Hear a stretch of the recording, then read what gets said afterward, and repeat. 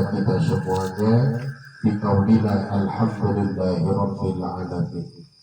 Salawat teriring salam selalu kita sambung-sambungkan ke haribahan baginda Rasulullah Nabi besar Muhammad sallallahu alaihi wasallam, yang insya Allah kita semuanya yang hadir tentunya berharap diakui sebagai umatnya, dan tidak hanya dalam kehidupan dunia, bahkan sampai dalam kehidupan kelak di akhirat nanti kita termasuk golongan umat Kanjeng Nabi yang diberikan syafaatul hikmahnya. Terus muka-muka dengan optimis kita, keyakinan kita digolongkan menjadi ahli syafaat, ahli umatnya baginda Nabi yang diselamatkan dari murka Allah berupa api neraka Allah Subhanahu wa Ta'ala. Ini pundi-pundi mulai saat ini pun kira-kira malam ke 21 bulan Rajab, tidak salah, 21 bulan Rajab. Nah ternyata setiap bulan di tahun Hijriah itu mempunyai arti dan makna, mempunyai makna dan arti. Seperti bulan Rajab itu hurufnya ada 3, Ra, Jim dan Ba. Ra-nya itu adalah ridallah, kemudian Jimnya itu adalah judun itu artinya dermawan, kemudian Ba-nya itu bara'atun minan nifaq. Berarti orang yang bisa memanfaatkan bulan Rajab itu untuk ibadah kepada Allah, bara'atun minan nifaq, dibebaskan dari sifat kemunafikan. Muka-muka WTW dibebaskan oleh Allah dari sifat kemunafikan, sifat-sifat munafik. Di dalam hadis oleh baginda Rasul sudah diterangkan. Alhamdulillah, di mana-mana umat Islam dari belahan penjuru, termasuk di Indonesia, yang asalkan mereka itu berhaluan akidah Ahlussunnah wal Jamaah, ditambahi An-Nahdiyah, mesti bulan Rajab memperingati sebuah peristiwa yang sangat fenomenal, adalah peristiwa di Isra Mi'rajnya baginda Rasulullah Muhammad sallallahu alaihi wasallam. Karena diabadikan dalam Al-Quran oleh Allah, surah Al-Isra ayat pertama, Subhanalladzi asra bi 'abdihi laila minal masjidil haram ilal masjidil aqsa. Subhana, maha suci. Siapa sih maha suci? Allah. Jadi kalimat ini, ayat ini diawali dengan kalimat subhana. Berarti kalimat subhana ini artinya adalah kalimat tasbih. Bahkan kita setiap selesai sholat wajib kita disunahkan untuk wirid zikir subhanallah 33 kali. Nah, subhanallah itu adalah kalimat tasbih yang artinya maha suci Allah. Ketika kita mengucapkan kalimat subhanallah, berarti kita telah menyatakan, kita ikrar Allah itu maha suci dari segalanya. Maha suci dari segalanya artinya ketika kita menyatakan atau membaca kalimat subhanallah, berarti Allah maha suci dari makhluknya. Maka tidak ada unsur ketuhanan di dalam makhluk dan tidak ada unsur kemakhlukan di dalam Tuhan. Nah ini perlu sampai perhatikan. Kita kupas satu persatu ayat ini, kalimat demi kalimat. Dari mulai kalimat subhanallah maha suci Allah dari segalanya. Ketika kita ketika kita mengucapkan kalimat subhanallah, berarti kita ikrar bahwa Allah itu maha suci dari segalanya. Karena Allah maha suci, maka tidak ada unsur kemakhlukan di dalam Tuhan dan tidak ada unsur ketuhanan di dalam makhluk. Ini tidak boleh geser. Artinya apa? Kalau kita sudah menyatakan Allah maha suci, maka Allah tidak boleh diserupakan dengan makhluk. Kalau ada manusia yang menyerupakan Allah dengan makhluk, berarti gagal, batal Islamnya rusak, syahadatnya rusak. Nah, itu melengkapi gitu. Katanya apa gitu? Ya kita kupas kalimat per kalimat ben awet dewe saling belajar, ngerti. Karena tafsirnya tentang Jalalain, Ibnu Katsir, Qurtubi, kemudian tafsir Sawi, tafsir Tabari, terus ada 24 kitab tafsir. Itu bahas surah Al-Isra ayat pertama.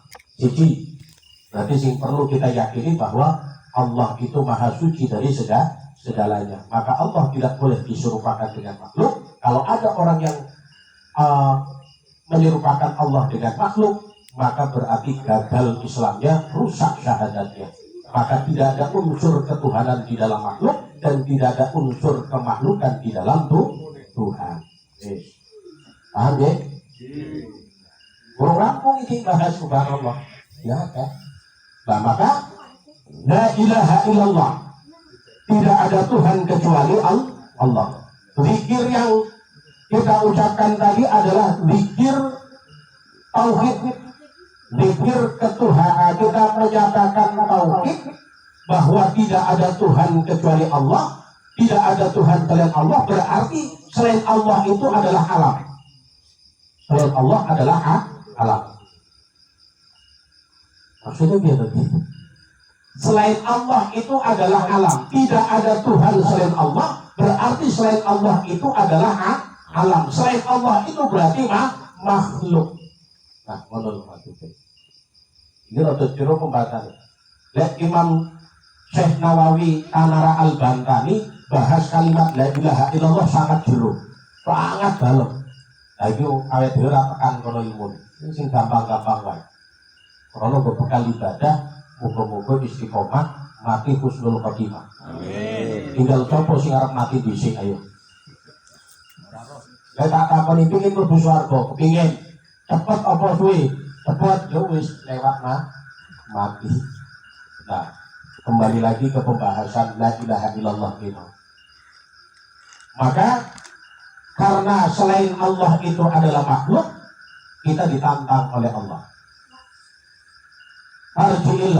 Farji'il basara hal tarabin futur. Tumarji'il basara karrotaini yang qalib ilaikal basaru khashi'aw wa huwa hasib. Menungso. Farji'il basara hal tarabin futur. Ketika tak balik meneh nang kuwi, balik nang pembahasan. Ketika kalimat subhanallah itu menyatakan Allah itu maha suci, ya. Allah itu maha suci dari segalanya. Maka setiap kali ketika kita melihat sesuatu yang menurut kita takjub, mesti kita mengucapkan kalimat subhanallah. Umpama nyuwun sewu, melihat suatu kejadian, subhanallah. Kadang refleks, kadang memang jadi kebiasaan. Biasanya zikir, kalau kulino zikir, melihat sesuatu yang takjub itu kita mengucapkan kalimat subhanallah. Tapi lek sing orang tahu biasanya zikir, orang tahu zikir, melihat sesuatu, alamak, ngono kuwi balik. Oh my God, mungkin lama juga sih kalau gitu. Tapi karena kita sering kali zikir, rutin zikiran, jadi melihat sesuatu yang takjub, itu kita dengan mengucapkan kalimat subhanallah. Berarti walaupun yang tadi saya sampaikan tidak ada unsur ketuhanan di dalam makhluk, tapi ada makhluk yang membuat takjub kepada kita. Walaupun ada makhluk yang membuat takjub kepada kita, tapi kita tidak boleh menjadikan makhluk itu sebagai Tuhan. Contoh gunung berapi. Gunung berapi itu kokoh. Di dalamnya itu terdapat lahar-lahar panas. Gunung berapi tidak akan mungkin bisa meletus kecuali perintah dari Allah Subhanahu wa Ta'ala. Mudah-mudahan. Kemudian ada sebuah makhluk yang namanya macan, harimau, singa, yang suaranya itu menggelegar, menggetarkan hati, menakutkan hati. Tapi sekagum-kagumnya kita melihat makhluk, maka kita tidak boleh menjadikan makhluk itu sebagai Tuhan.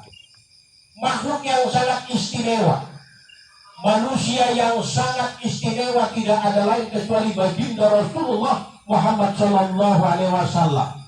Itu pun juga tidak boleh kita jadikan sebagai Tuhan. Yang diberikan mukjizat Al-Quran, tangannya bisa bercahaya, tangannya itu bisa mengeluarkan air dengan mukjizat dari Allah, itu pun tidak boleh kita jadikan sebagai Tuhan. Karena baginda Nabi itu pun juga makhluk sama seperti makhluk-makhluk yang lain, cuma ada beberapa keistimewaan yang Allah berikan kepada beliau. Gitu. Maka para jamaah yang saya muliakan, ya kembali lagi pokok pembahasan bahwa karena alam semesta ini adalah makhluk, Allah tantang hal taro farji'il apa tadi? Farji'il basara hal taro min futur. Walaupun kalian ketika melihat ada sosok makhluk yang sangat mengagumkan, ada sosok makhluk yang sangat menakjubkan, coba kamu lihat semua bentuk alam ciptaan Allah, mulai dari langit, mulai dari hamparan bumi, mulai dari lautan, mulai dari matahari, bahkan wafi anfusikum, dari diri kalian. Hal taro min futur, apakah ada cacatnya, apakah ada kurangnya? Coba diteliti.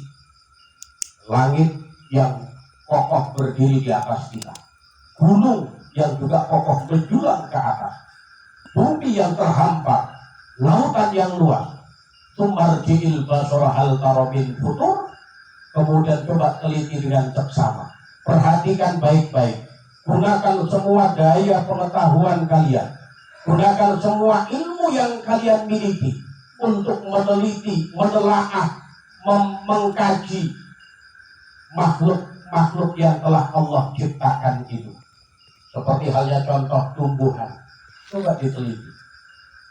Padi di depan kita, ada sawah itu padi, ditanami padi. Mulai dari petani itu menanam benih padi sampai kemudian tumbuh, kira-kira apakah petani itu yang memodotkan padi? Bahwa memodotkan bunyi rasanya apa sih? Mulai dari benih kemudian tumbuh besar, bahkan sampai kemudian padi itu berbuah menguning, ya semakin tinggi. Kira-kira apakah petani itu yang memodotkannya ataukah Allah yang memodotkan? Allah. Lihat pohon kelapa, lihat pohon kelapa yang juga pohonnya tinggi menjulang. Siapa yang juga memodotkan? La ilaha illallah. Kemudian ketika berbuah pohon kelapa, ketika pohon kelapa itu berbuah, buahnya itu jenenge kelopo, kemudian menghasilkan santan. Kira-kira di dalam pohon kelapa itu ada bungkusnya, namanya tepes. Di dalam tepes itu ada tempurung, di dalam tempurung itu ada kelapa, di dalamnya itu ada air. Siapa yang menaruh air? Yang menyusun itu semua. La ilaha illallah. Kalimatnya adalah subhanallah, maha suci Allah. Tidak ada yang mampu melakukan itu kecuali hanya Allah Subhanahu wa ta'ala. Tapi kadang kita sombong, petani sombong ketika sawahnya itu padinya tumbuh subur. Ini parinya sombong oleh ya pariku tuh. Wah, teman, kakek yuk kan kalau begitu, ya kan? Kakek yuk, kakek yuk. Nah, kadang timbul kesombongan, seolah-olah dia yang mampu segalanya. Tidak dikembalikan la ilaha illallah, tidak dikembalikan pada kalimat subhanallah. Itu loh caranya Allah mendidik ketauhidan kita. Maka surah Al-Isra ayat pertama itu ada hikmahnya kalau kita mau bisa mengambil hikmah. Apa hikmahnya? Satu adalah pendidikan tauhid untuk kita semua. Dengan dikir, koyore, yuk leset, tengklak-tengkluk pergoli sampai yang ngantuk, selonjar juis kecuh cikile, krono isuk sampai sore yo nyambut gawe gitu. Tapi jangan salah, ini adalah merupakan pendidikan tauhid kita supaya matang spiritual kita kepada Allah. Tauhid kita matang kepada Allah. Pendidikan yo ngene iki kan kumpul jenenge, ketemu bolo, ketemu konco, ketemu tangga. Yo kan teko adoh. Lah ora nyangka dah kae dah palis to lho. DTN malah teko rene. Ya kan? Aku ketemu lagi lho. Artinya apa? Ini adalah ajang untuk kita saling ketemu, tukar pikiran, kita saling belajar. Lek bahasa Quran hadis dari bahasa Kanjeng Nabi, ini adalah ajang silaturahmi. Rasulullah sampaikan, man ahabba ayyub satolahu fi atarihi wa yunsa'a, man ahabba ayyub satolahu fi umurihi wa yunta'alahu fi asarihi fal yasil rahimah. Sapa wong sing seneng rezekine dijembarne karo Allah, rezekinya dilancarkan oleh Allah, umurnya dipanjangkan oleh Allah. Dajjal sampean teko moro mateni motor, mateni mobil, terus sampai terus salam assalamualaikum warahmatullah, dijawab karo bolone, dijawab karo koncone waalaikumsalam. Berarti kuwi ndongakne ben panjang umur, padha-padha selamat. Bener. Siji. Sapa wae man ahabba ayyub satolahu fi atharihi wa yunta'alahu fi athari apa? Kok aku lali ya dari sini. Ya sono bilang, sapa wae sing seneng rezekine dilancarne, kemudian umurnya dipanjangkan, maka fal yasil rahimah. Sering-sering silaturahmi. Berarti sering sampean kumpul nang pondok pesantren Sunan Kalijogo. Ini adalah selain dikir adalah pendidik diri, walaupun hakikatnya apa secara zahir enten sing imami manakib dikir istighosah manakib, tapi sampean resapi tenanan, sampean ambil hikmah tenanan, kuwi cahaya zikir, cahaya nur ilahi, cahaya nur Muhammad mlebu nang jero ati, didik perkara tauhid sampean, didik perkara spiritual sampean, tauhid matang, spiritual matang, insyaallah ibadah bisa istiqomah. Mangkat rene ora aras-arasan. Kenapa? Ini adalah kebutuhan saya, bukan untuk orang lain. Manfaat adalah untuk saya, bukan untuk orang lain. Orang tentu nang omah yo ngene iki pikiran paling ya awake turu. Ya ta? Ibu-ibu nang omah paling ya nonton TV, wong dangdut akademi yo wis bar. Ya paling nonton sinetron. Malah saiki ganti koplo malahan. Nang itu siar iki. Paling yo karo buka HP dolanan TikTokan, update status, ya kan? Makanya aku pegel wong wedok seringane update status. Nembe rampung salat maghrib, baru selesai maghriban coy.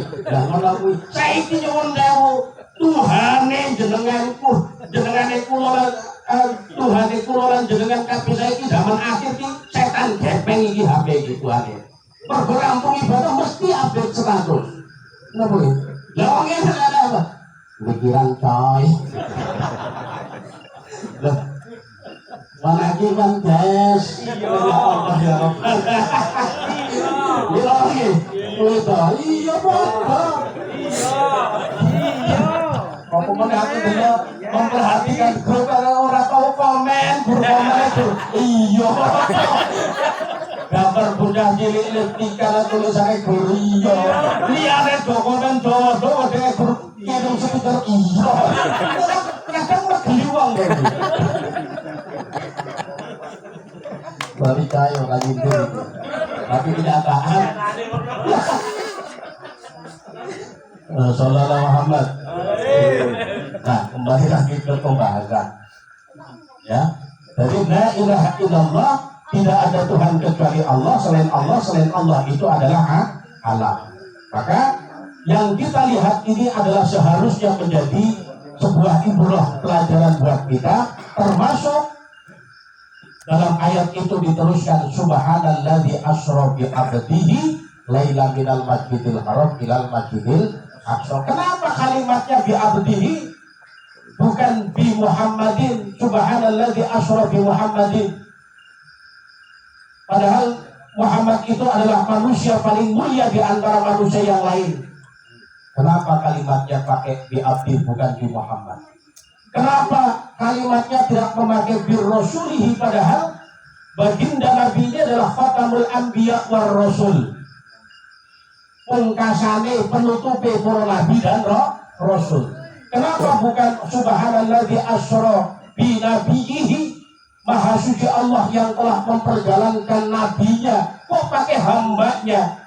Perlu kita ingat, kita garis bawahi, karena Muhammad adalah satu-satunya manusia yang mampu memposisikan dirinya sebagai hamba Allah Subhanahu wa ta'ala. Kalau kita ketika ditanya, kita ini hamba Allah bukan? Kalau tanya, bapak-bapak, ibu-ibu di rumah, kita hamba Allah bukan? Hamba Allah bukan? Kata siapa? Kata kita. Kata saya, ngaku kita ini baru ngaku. Saya ngaku hamba Allah, tapi belum tentu kehambaan kita diakui oleh Allah Subhanahu wa ta'ala. Yang baru diakui kehambaannya itu baru baginda Rasulullah Muhammad sallallahu alaihi wasallam.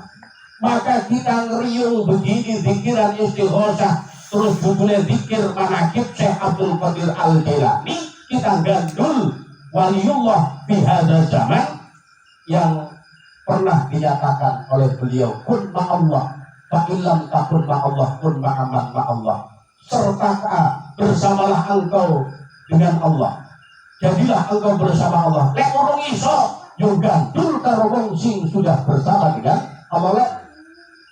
Lek gandul dengan orang yang sudah bersama dengan Allah, besok kita juga katut di apa ki ya dikatut nih.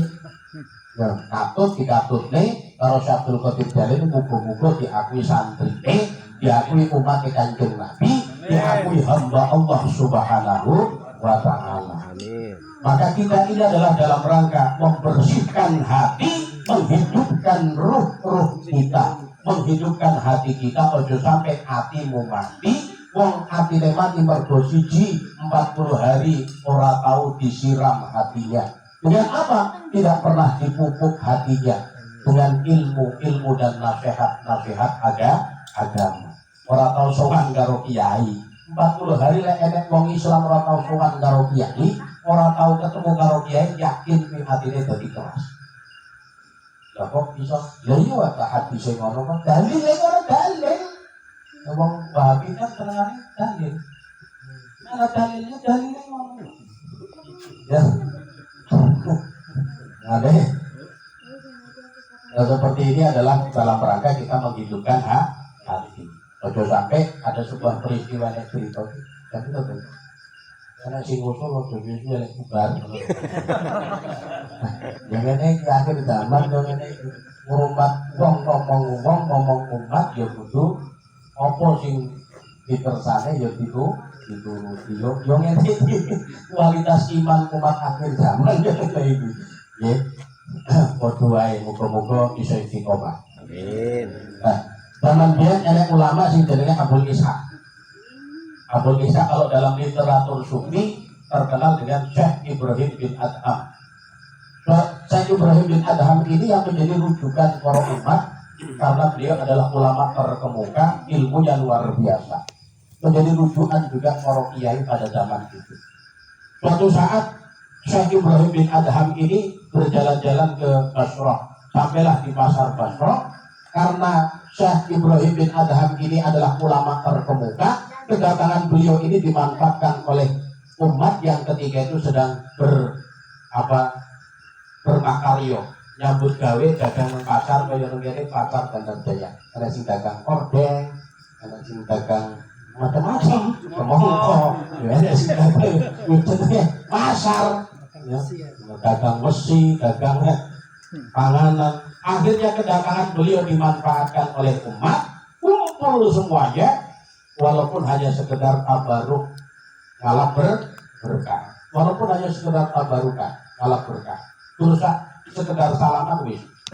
Tapi ada di antara mereka yang mengajukan sebuah pertanyaan yang sangat menarik. Ya Tuan Guru, katanya, kami umat Islam dianjurkan oleh Allah untuk senantiasa berdoa meminta Bertahun-tahun kami sudah berdoa. Allah perintahkan, sekaligus Allah juga memberikan janji. Ud'uuni astajib lakum. Berdoalah kamu kepadaku, akan aku kabulkan. Itu firman Allah.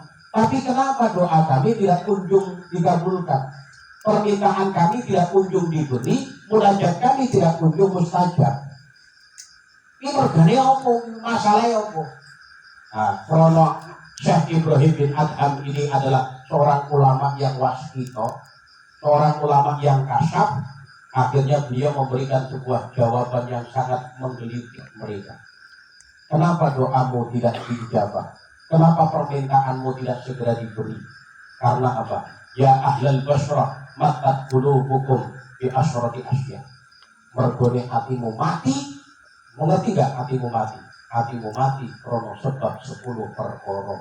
Nomor 1, arrabtumullah walam tu'tu haqqahu. Kowe ngaku iman karo Gusti Allah, tapi hak Allah tidak engkau dapatkan. Yang kedua, qara'tumul Qur'an walam tuqbalu bi. Engkau membaca Quran tapi isinya Quran tidak engkau amalkan.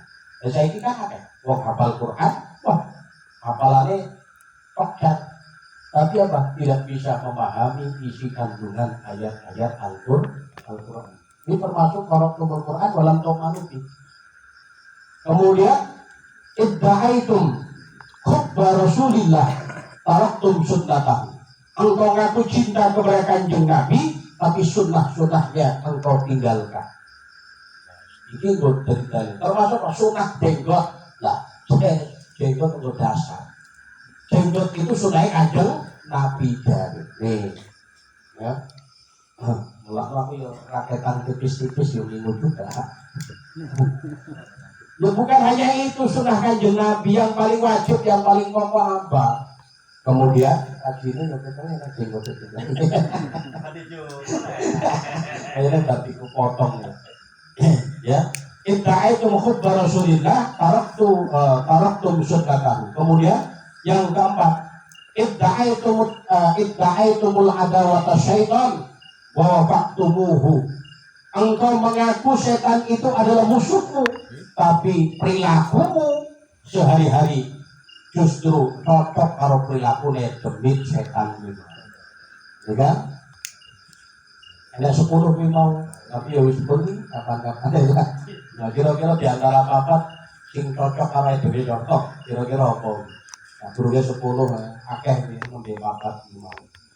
Nggih, muga-muga ya kita semua dijauhkan dari itu. Kita kenal Allah, kita ngaku beriman kepada Allah, tapi kita berusaha untuk mendatangkan hak-haknya Allah. Kita baca Quran dan kita berusaha sama-sama belajar untuk mengamalkan kandungan isi Al-Quran. Kita cinta kepada Rasul dan kita berusaha untuk mengikuti dawuh-dawuhnya Kanjeng Nabi. Awet dewe ngaku setan musuh, kita juga berusaha untuk menjauhi perbuatan setan. Insyaallah demikian, mudah-mudahan ada manfaatnya. Kita foto-foto belajar, muka-muka ibadah istiqomah, zikir istiqomah, semua hati kita menjadi hati yang hidup, menjadi jiwa yang senantiasa Allah berikan sakinah di dalam diri kita, sehingga kita enteng lakoni keapian, enteng lakoni kebaikan, enteng lakoni ibadah kepada Allah Subhanahu wa ta'ala. Wassalamualaikum warahmatullahi wabarakatuh. Waalaikumsalam.